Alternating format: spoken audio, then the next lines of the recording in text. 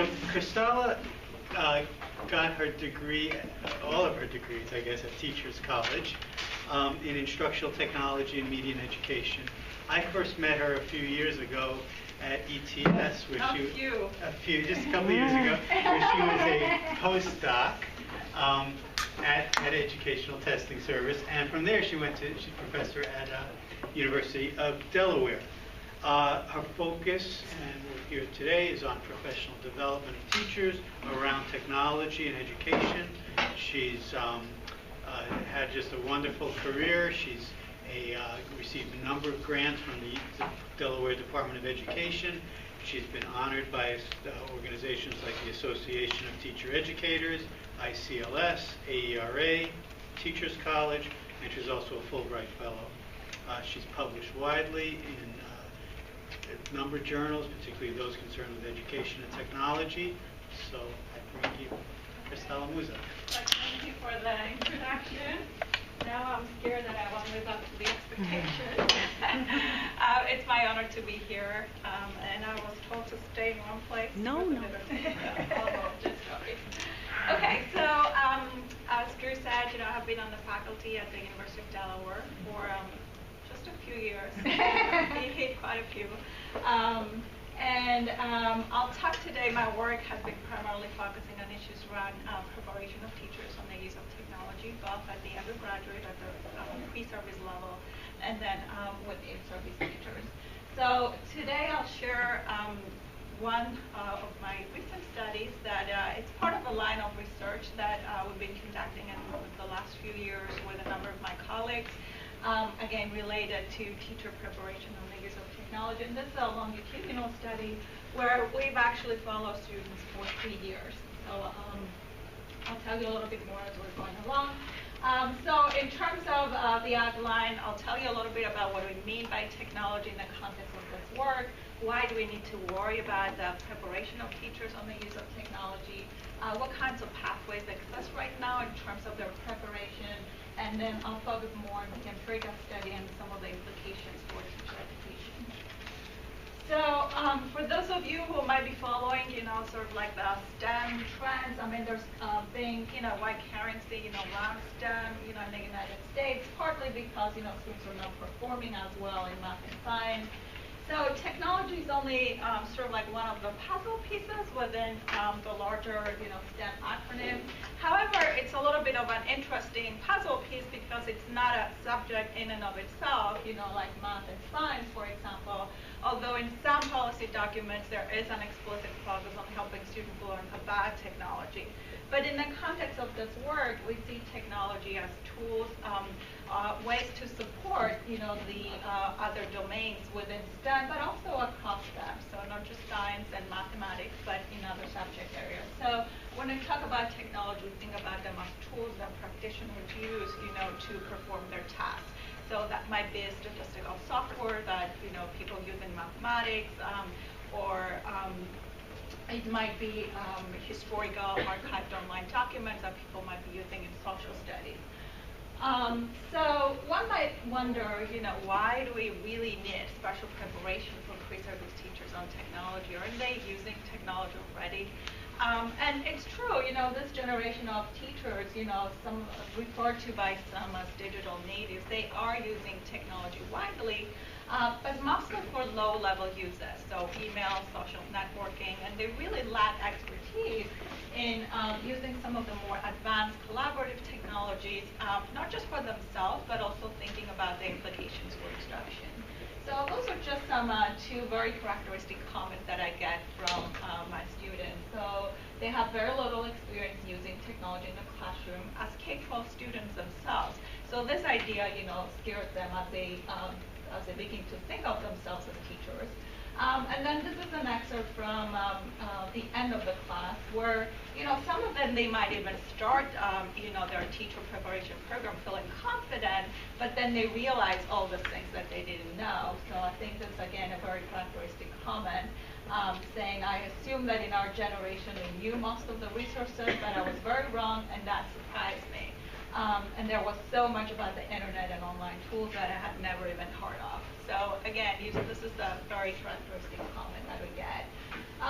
So for this particular reasons, and some empirical work that has actually surveyed pre-service teachers on their ways in which they use technology in their field placement and in their lives, again, verified that they might actually not be as digital natives as we might think about them, and that they actually do need a lot of specialized instruction, not only about learning about new forms of technology, but most importantly, learning how to teach their core content with technology.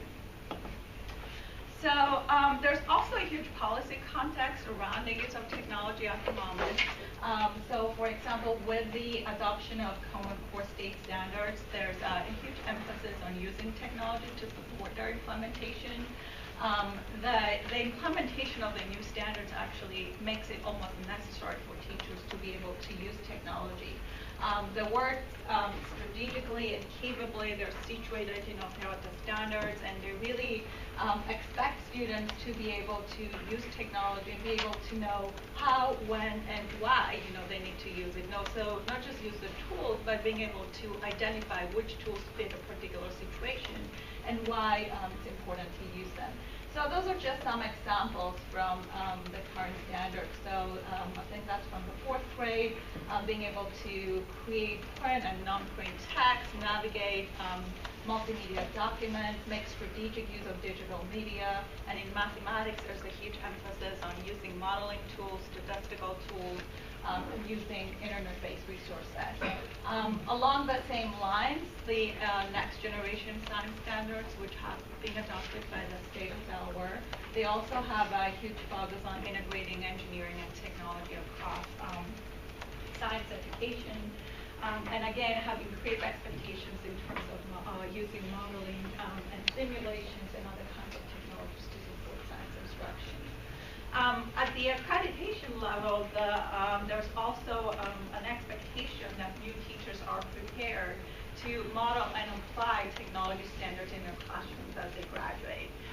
So there's, again, expectations regarding being able to design, implement, and assess learning experiences to improve student learning, and CAPE, which is the new accreditation agency, actually adopts the standards by the International Society for Technology and Education, which identify 5 competences for effective teachers that have to do, again, with the idea of being able to facilitate and guide student learning, designing, developing digital age learning experiences, modeling this kind of work with students, promoting digital citizenship, and engaging in their own professional growth through technology.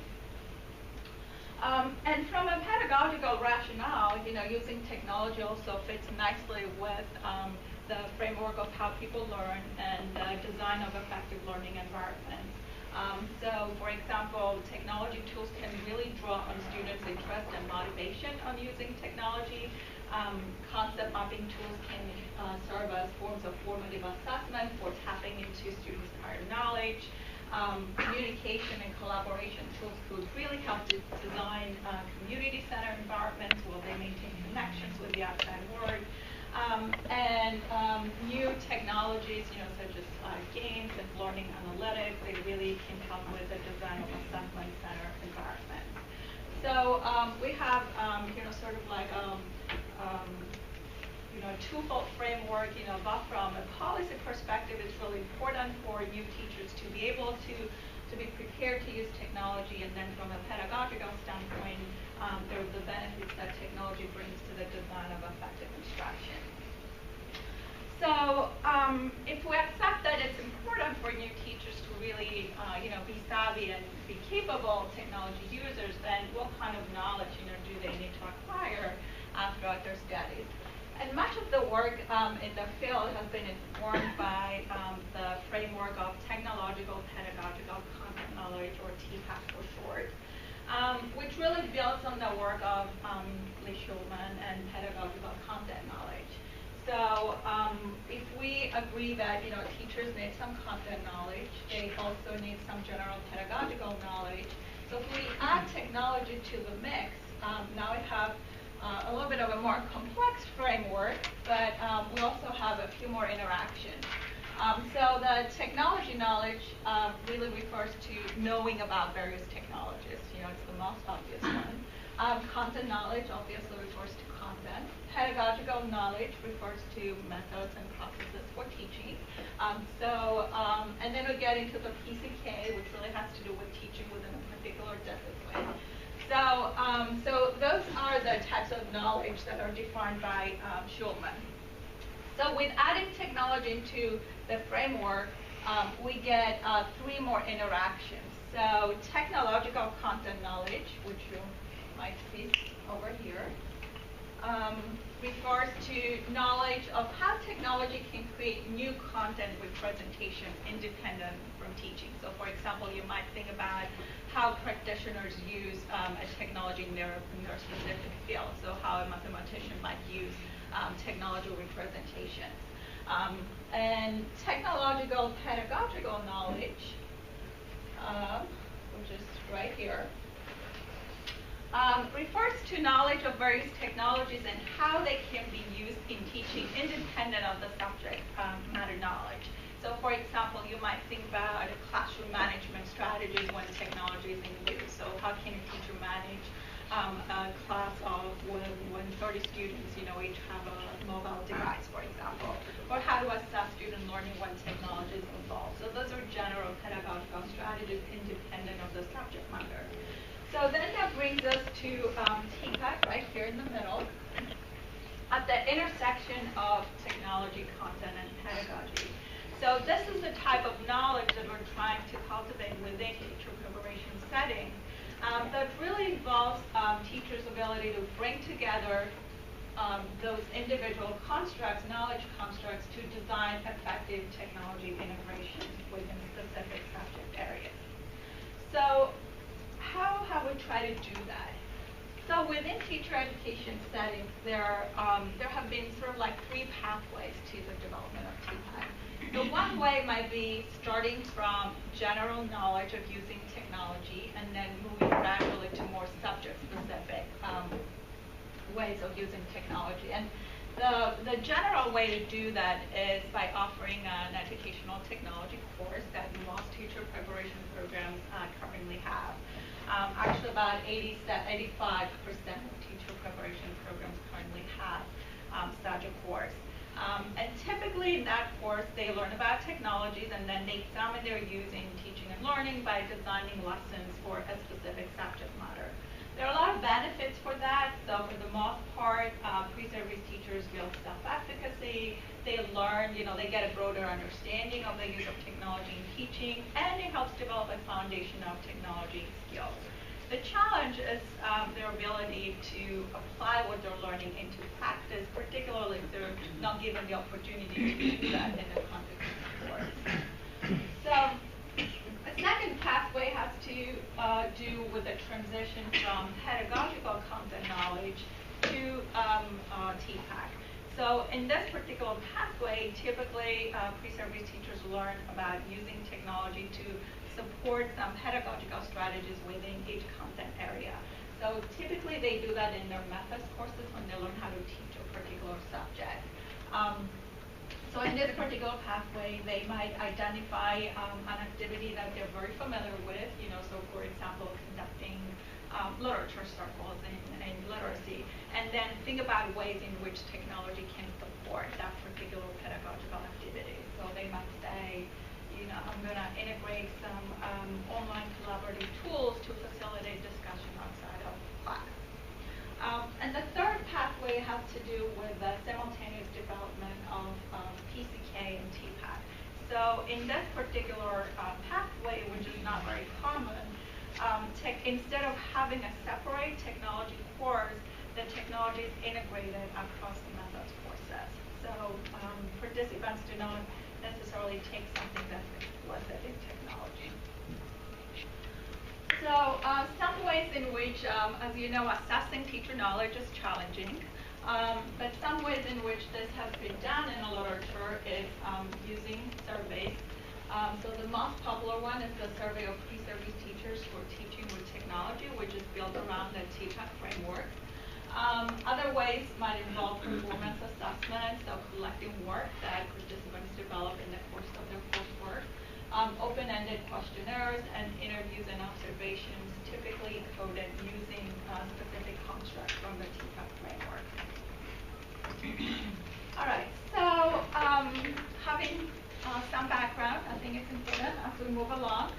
I'll give you a little bit, I'll tell you a little bit about the context of this particular work, and to help you understand, again, how the study was situated.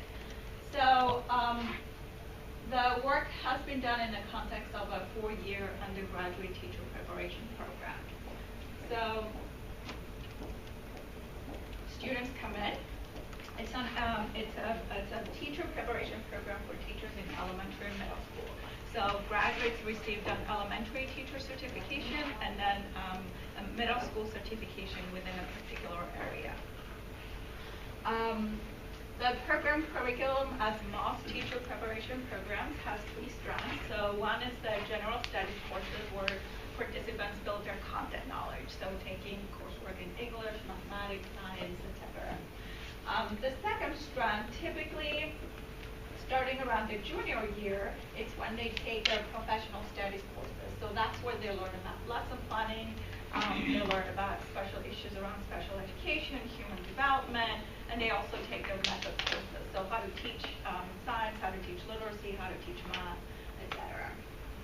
In addition, they take concentration courses in one area. For the most part, students take concentration courses in special education, so that gives them another certification in special education, which makes them remarkable.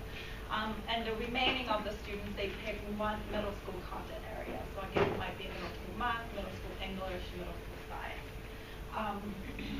In addition to their coursework, students have extensive field experience.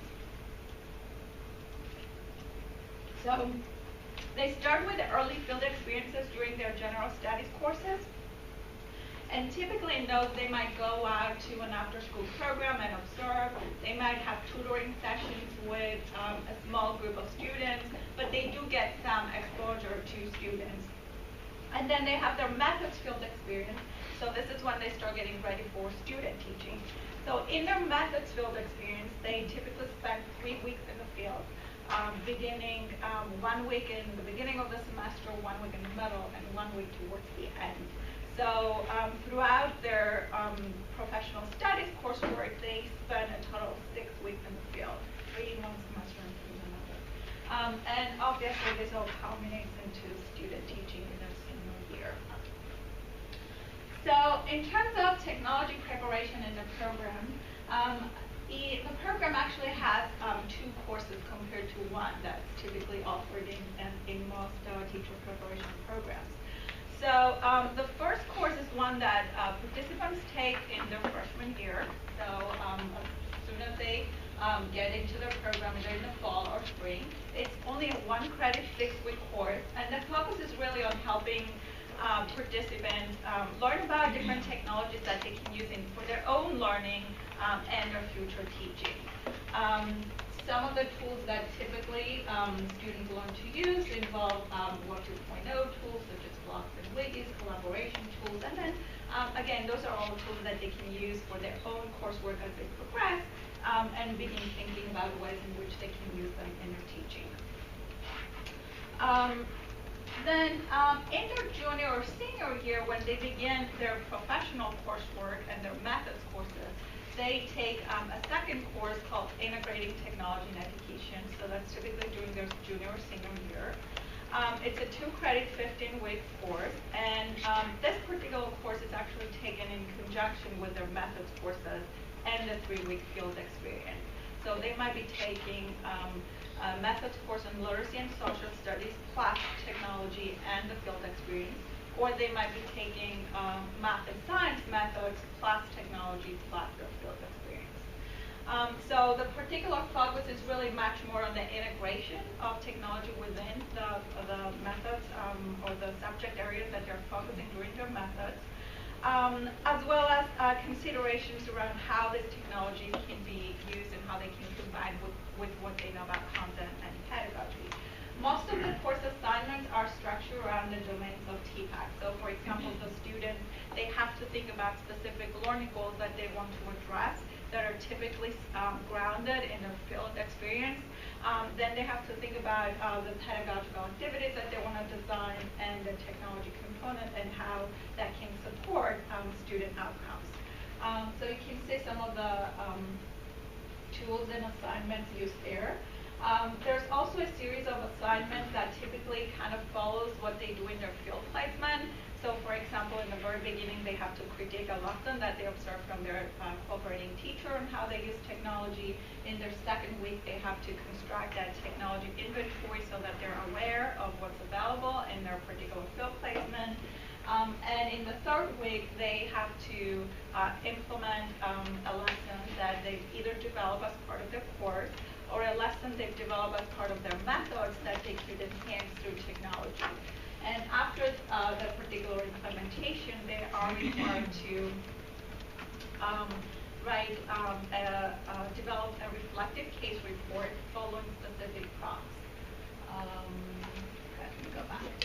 So in addition to their coursework, technology preparation is also addressed through the methods courses.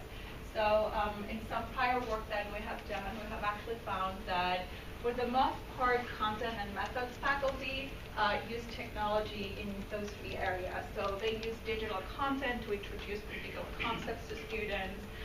So they might use an online video that shows, for example, school students solving a mathematical problem.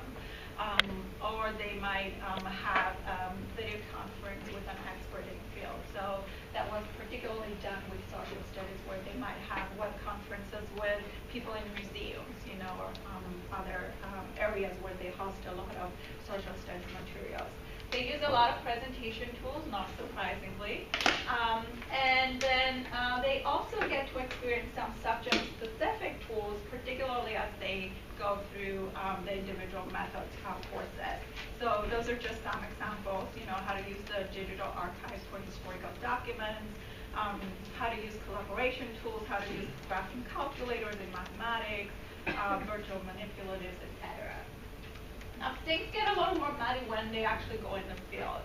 So there, what they observed in the field kind of varies, depending on the technology that's available in their field placement.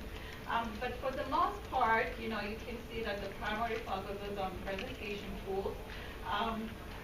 Some subject-specific, but those are primarily integrated learning systems that are still very prevalent in a lot of districts as a way of improving reading and mathematics skills.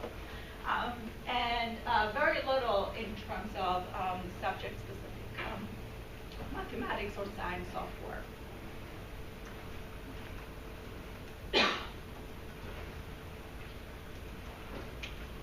Okay, so we had about 120 pre-service teachers that we followed over a 3-year period. So this represents, it's almost the entire class. We get about 145 students each year. So most of them, as one can imagine, females in their early 20s, would have a very traditional teacher adhesion student body. We've collected data through 3 different sources that I'll briefly describe. So the first one is the survey that we have administered 4 times. The survey, as I said, is built around the TPAC framework, so it includes items that address each of the 7 knowledge domains identified in the TPAC framework. It uses a library scale format, 1 strongly disagree and 5 strongly agree. And as I said, it was administered 4 times. So the way we administer it is before and after each one of the technology courses that they have taken. So if you remember, the first course, the professional tools course, is offered in the freshman year. Either fall or spring, so it's given the survey before and after. And the technology integration course is offered in the junior or senior year, depending on their schedule. And again, it's given the survey before and after. So there's about 3 or 4 semesters gap, depending on when they have taken the second course, between the first administration and the last administration of the survey. So here are just some sample items. So for example, for technology knowledge, it might say, I know how to solve technical problems. Then there are specific items related to each one of the disciplines. So there's a similar items for science, for social studies, for literacy. Remember, those are elementary teacher-ed students who are expected to teach all of the subjects when they become classroom teachers. Then there's some items related to general pedagogical knowledge, pedagogical content knowledge, again, broken down into the different subject areas. So there's a similar item for science, social studies. Then you can see TCK, I know about technologies that I can use for understanding and doing, so this has to do with the content representation, TPK, and finally TPAC. And again, those are just sample items. The entire survey has 47 items. This is the reliability of the survey.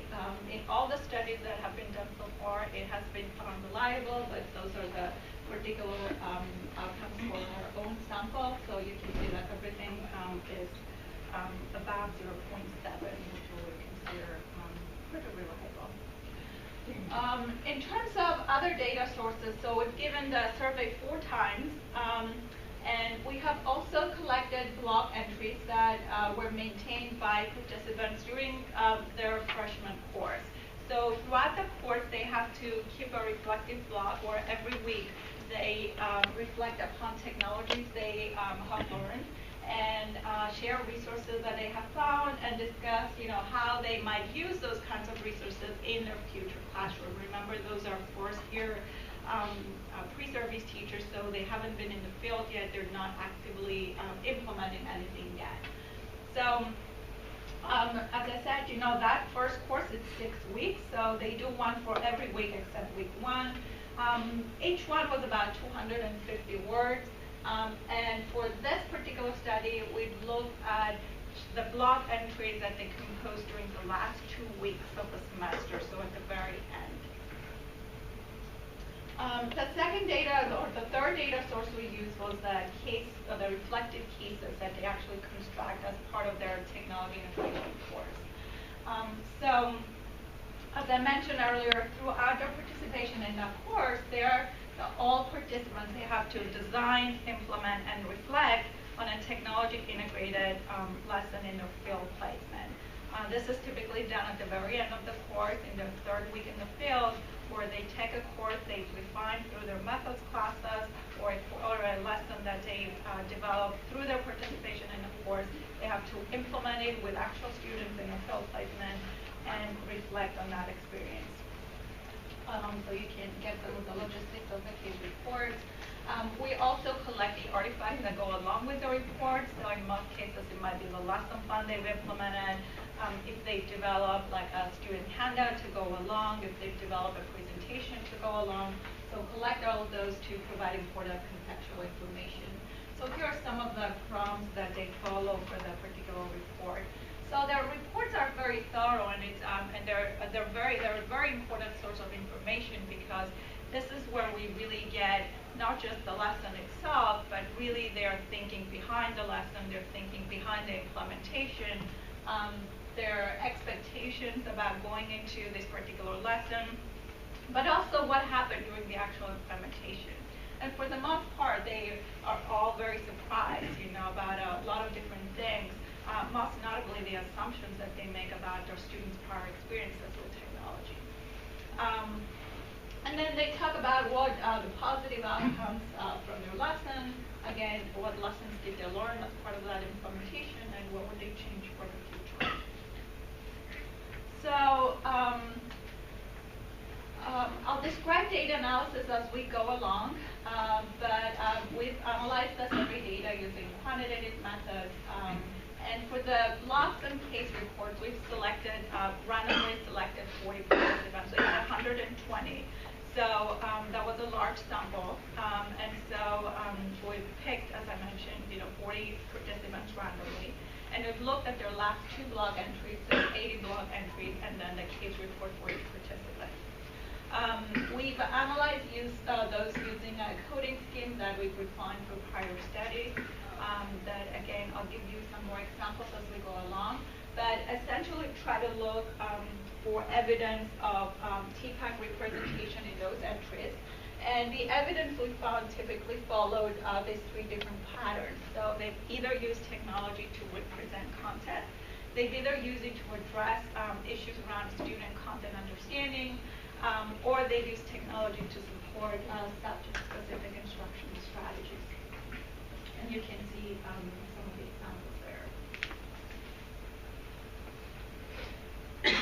So just to summarize here, I know it's too much sometimes to get your head around the specifics. So we had 4 data points, and you can see the data that we collected at each data point.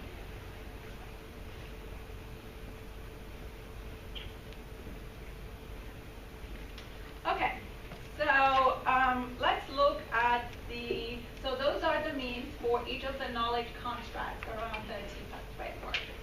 So I'll let you look at them for 1 second and see if you can see any patterns.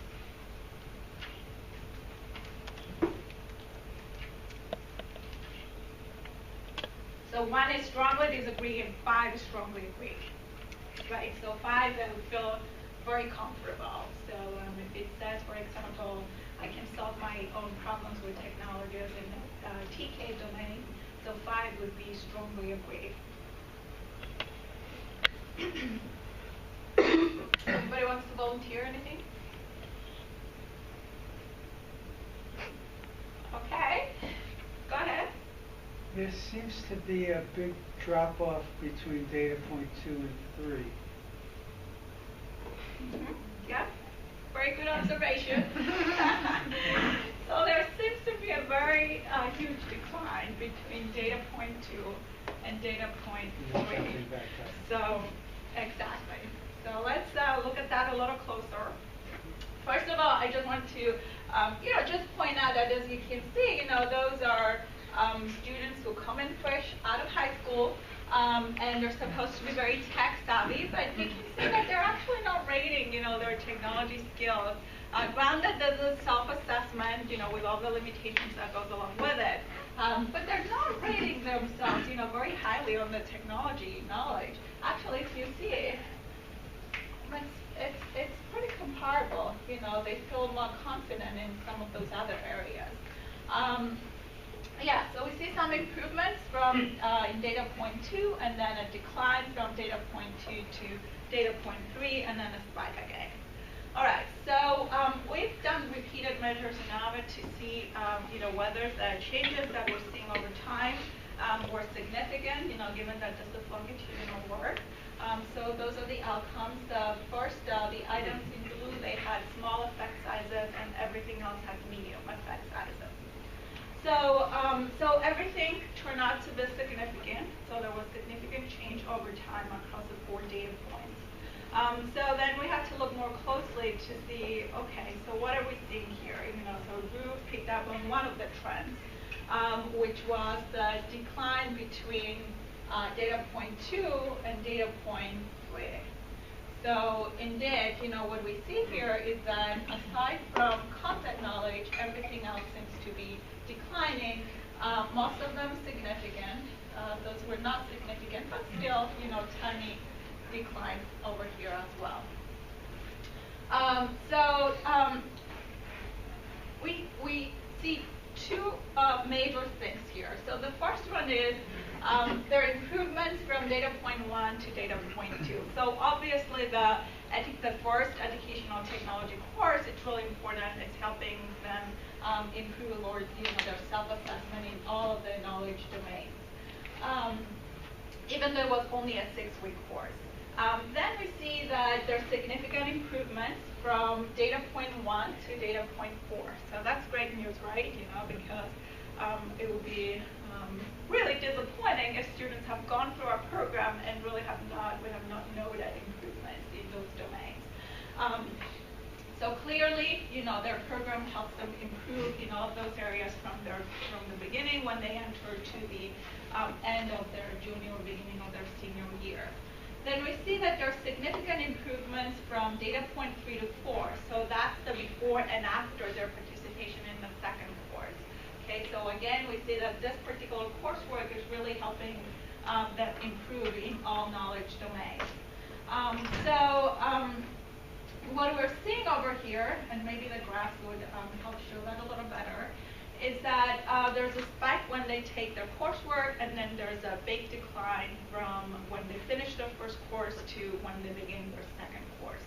So in some cases, actually, they get back to very comparable levels to when they started. The only exception was content knowledge, so we see a continuous growth over time. And PCK has been pretty stable as well. But everything else seems to follow the same trend. You can look at some of the TPK, for example. So again, starting great improvements after each course, and then dropping down right before they take their second course. So this tells us that they're not retaining, their knowledge gains that they've acquired through the first course. And in most cases, as you've seen, they really regress back to prior states of knowledge, pretty similar to when they enter the program. Nevertheless, I wanted to get a closer understanding of their representation of TPAC at those two different data points, at the very end of their first course and then at the very end of their second course. So were there qualitative differences between those data points? If I go back here, you would see that actually there are significant improvements from data point 2 to data point 4. So 2 is when they finish their first educational technology course, and 4 is when they finish their second. So we see that there's significant improvement from that point. So we would expect that their knowledge would look qualitatively different, on data point 4 compared to 2. So using the coding scheme that I've described, you can see some slight differences here. So for the most part, we see that in the very beginning, they use technology to facilitate content representation. And I'll give you some examples. And very few students actually discuss technology in relation to student understanding initially compared to later on. So in our blog entries, for example, this will be an excerpt from content representation. So spreadsheets is one of the tools that they've used in the course. So they would say, I can conduct surveys with my students and ask them to enter their answers into the spreadsheet and create bar graphs to represent their answers. So this will give them a visual display of the class responses. So this will be an example of how they can use technology to support content representation. The second one will be an example of student content understanding. So here they focus on the use of blocks, which was one of the tools that they've learned in the course, for formative assessment purposes. So they would say, I'm going to look at their blocks and really try to understand which areas they're having difficulties with so that I can adjust my instruction accordingly. And this will be an example of a subject-specific instructional strategy. So in this particular case, they focus around the use of blocks again, which is one of the tools that they've learned, as a way of enriching group discussions in literacy. So it's really grounded in the literacy domain. When I looked at TPAC representation in their own cases, so not only we found more evidence of really thinking more in terms of technology for supporting student content understanding, but their practices were also authentic. So in their first course, remember that they write about anticipated uses of technology, but in their cases, they write about authentic experiences that they've had throughout the course and in their field experience. So they reflect about actual technology integration practices. A couple of things that were evident. First of all, as I mentioned, there were greater connections between technology and student content understanding. There was a greater variability in the number and uses of technology. So while in the first course they really focused only on the tools they explored through the course, later on they talked even about technologies that they've been exposed maybe in their methods or content courses. They've also very frequently combined, a number of learning technologies instead of just focusing on one. And most importantly, their examples were really connected to specific learning goals and they were able to provide explanations on the fit between technology learning and pedagogy. So I'll give you one example here. So this is one student, again, from an excerpt from her case, where she really discusses about how she was able to observe students in her field placement, sometimes getting off task with technology. So she had to think about ways to keep them engaged and keep them on task. And as a result, she developed instructions, and she gave students a handout to make sure that they stayed on task.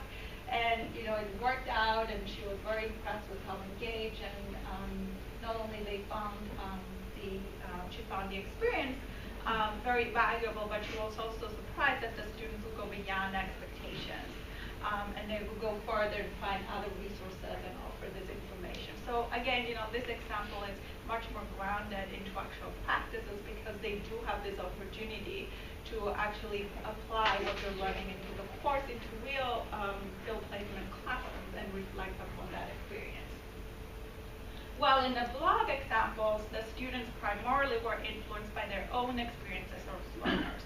So for example, many of them would give examples of projects that they have done in their own schooling, and then discussing how by using technology they might be able to modify that particular experience. So this is just one example from pre-service teachers talking about how they've done this social studies project on different countries. And if she were to cover that in a future classroom, this is one way she could extend it by using technology to having students collaborate. All right, so discussing, some of the implications. So obviously, as I mentioned, it was really important to see that we've witnessed significant improvements from the very beginning of their program to their junior, senior year in all aspects of their knowledge. But what was also very sort of prominent in this work was the role of the educational technology coursework.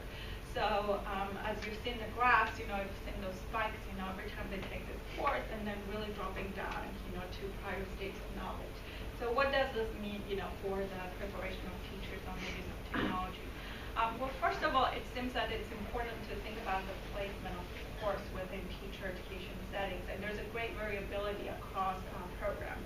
So for example, some programs might have it at the very beginning of the course, when students still don't have a lot of opportunities to engage with students and think about and make those connections with student outcomes. So then in those cases, we've seen that it's really focusing more on their own prior experiences and sort of anticipated uses, but really not thinking beyond, and making the connections to student outcomes. So it seems more fruitful to actually have the course in conjunction with the methods classes, because that's when they actually have opportunities to learn how to develop lesson plans, think about student outcomes, grounded into specific learning objectives, and think about the implications. So again, the other thing that seemed important was that even with the one credit course, we've seen significant improvements. Instead of having a single course, it might be better to actually space it out. As some programs have it into 3 parts, where they take one every year. It's a one credit course that they take every year. This presents a lot of logistical challenges for teacher education programs, but it looks like even just a single course might not be enough, particularly if it's not placed strategically within the teacher preparation program to actually make students feel comfortable in the way they use technology. One of the limitations of this work is actually we have not followed participants through student teaching. So that would be something really important. There's a single study in the literature that has done that for a secondary teacher education program. So students have been in the program for 1 year, and they actually found declines during the student teaching, which is not surprising, given that that's a very stressful period of time for pre-service teachers. So they tend to shy away from anything that might make their lesson more complicated when they have a lot more classroom responsibility. But certainly, that's a direction I think that might be important to look a little deeper into. Do they actually acquire more skills, by maybe working more closely with a cooperating teacher in their student teaching placement, or does it actually contribute to further knowledge declines? All right, so I'd like to thank my collaborators at the University of Delaware. This was a collaborative effort over a 3-year period, and as I mentioned, it's only one study out of a line of research that has looked at pre-service teacher experiences in each one of those coursework. We have also done work with looking into the construct validity of the survey that we have used, and we're currently working into revising that particular survey to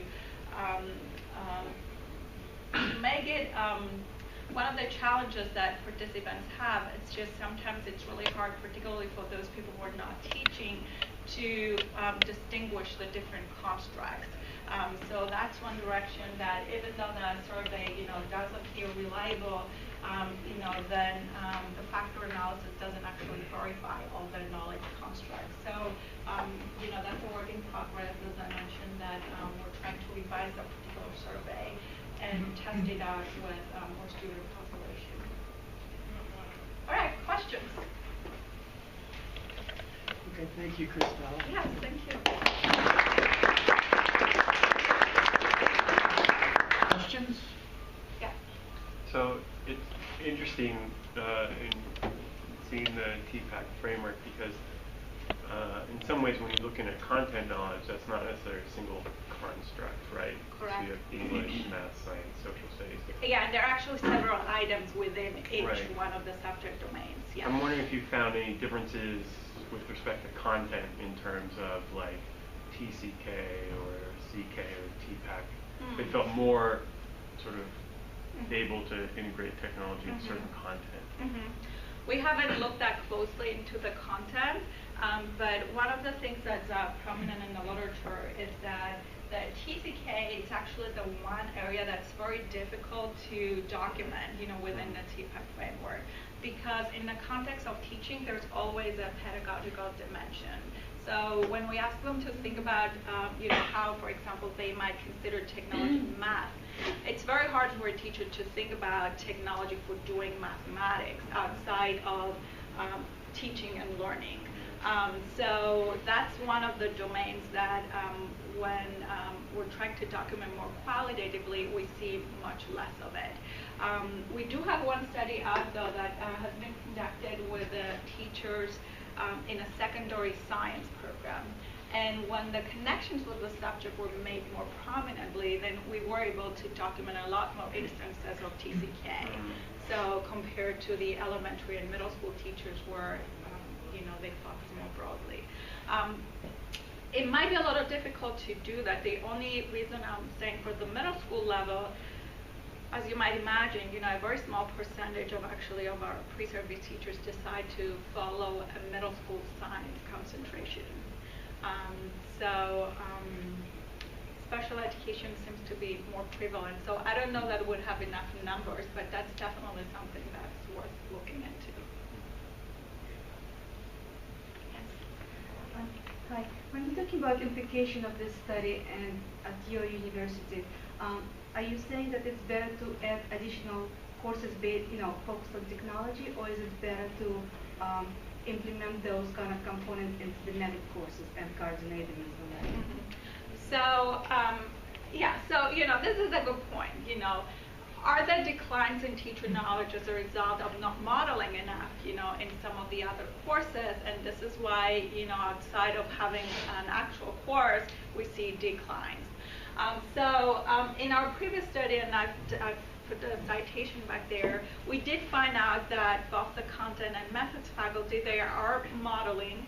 And what we've documented, it's not, it's very typical with what other studies document in the literature.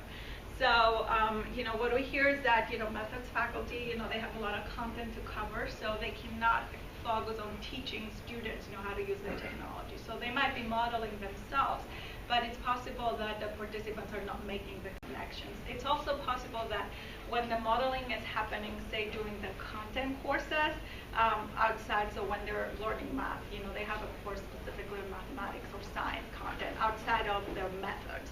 So it's possible that, when they're taking those content courses outside of pedagogical considerations, they still fail to make those connections. That's definitely something that we have to look more closely. But at this point, it seems like without the intentional coursework, they're not getting enough to sustain, those knowledge gains that they acquire. The other issue has to do with incorporating teachers, as with any teacher preparation program, and that's again, documented challenge in the literature. There's so many issues that we have to take into account when we place our students in the field, that technology is not always a priority. So there's great variability into the technology that exists in the schools that our students are placed, into the ways in which the teachers are actually using the technology. And we have collected a lot of data related to that, and we do see that for the most part what they observe is really much more focused on presentation, so how to use an interactive whiteboard, or how to present something to students, and much less on subject-specific technologies.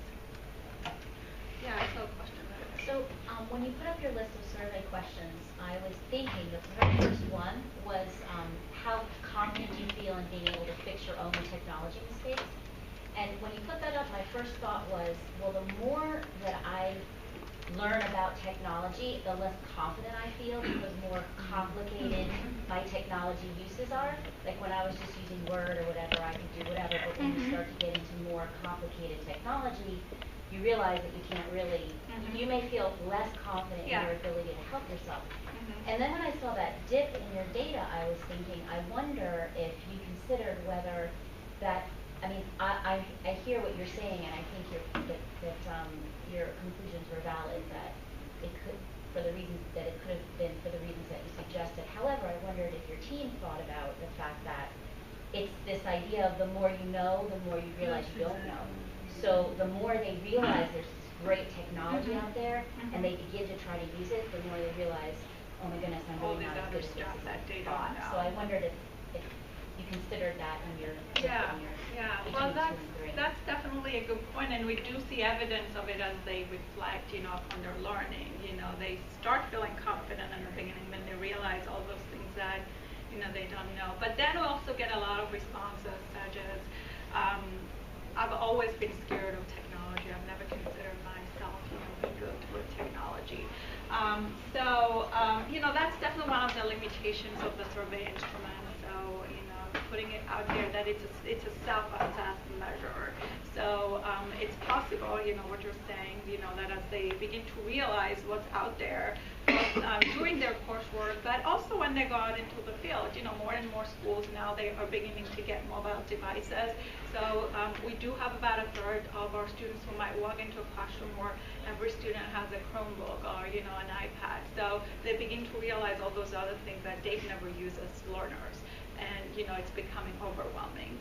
So it's a good possibility. I think my colleague Rachel claims she's actually conducting interviews with graduates of our program to try to get into some of those issues, like what are they using when they actually go, and become classroom teachers, what part of their coursework was helpful, what is their pedagogical rationale for using technology. So I think that's a very good point to sort of go further into. Carly had a question. So, you said that this course happens at the same time as the methods course, but these are elementary teachers, so they're taking multiple methods. Correct. So how does it structure? So we have 2 blocks. In one block, so in one semester, they take literacy, social studies, technology, and field placement, and might be taking other stuff. And then in their second block, they're taking the science, math, and so, and the technology and the field experience. So you're right. So at any given point, in the course, there might be students who are either in block 1, so they're taking social studies and literacy, or block 2, science and math. Correct. But they just take one technology. Correct. Yes. Yes. Yeah, they don't take it, both semesters. Right. Yes. I'm actually thinking back to an old study that was a part of it. It was published somewhere, I think no one read it. But so one of the things we have elementary teachers actually looking at math games. And one of the sort of the big interesting kind of finding was as soon as they looked at math games, pedagogy went out the window. So there's times when people engage with technology and actually don't apply different kinds of knowledge.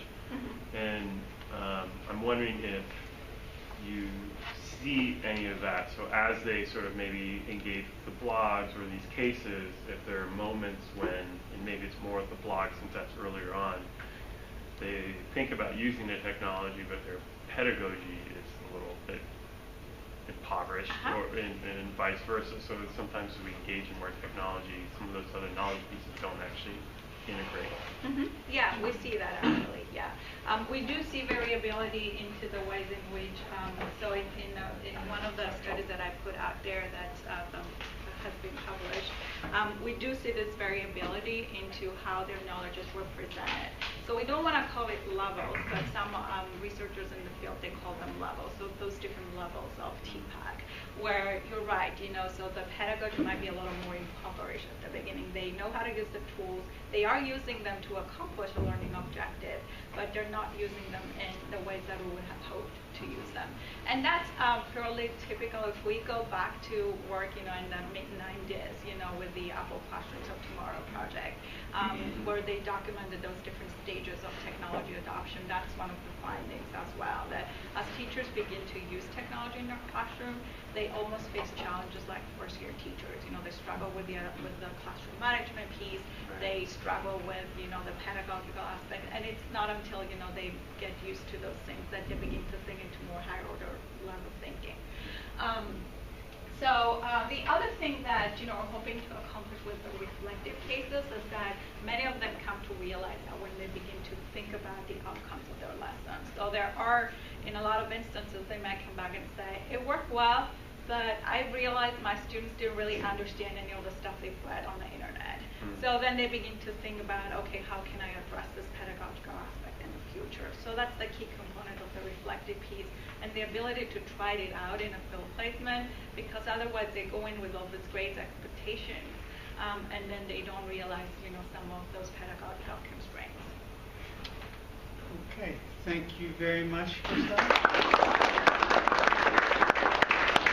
And next week we have Nora Highland. So have a good week, everybody. Thank you. Thank you.